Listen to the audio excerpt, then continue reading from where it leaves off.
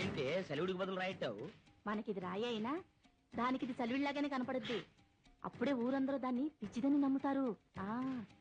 అమ్మా భవానీ రా, ఇదిగోమ్మా పూజకి సెలవుడి సిద్ధం చేశాను, గుడికి తీసుకెళ్ళు. అలా పిచ్చి చూపులు చూస్తున్నావేంటి? ఏం లేదు. అబ్బా సలివిడి ఎంత బాగుందో, నేను కొంచెం తీసుకుంటాను. అమ్మవారికి నైవేద్యం పెట్టకుండా ప్రసాదం తీసుకోకూడదు. నేను వెళ్ళొస్తాను.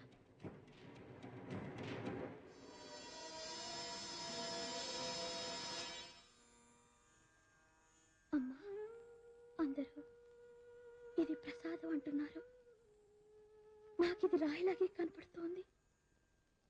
నేను చూసేదంతా తప్పంటున్నారు, నాకు నాకు పిచ్చి అంటున్నారు.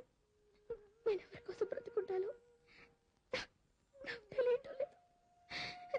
నేను ఎవరి కోసం బ్రతుకుంటానమ్మా?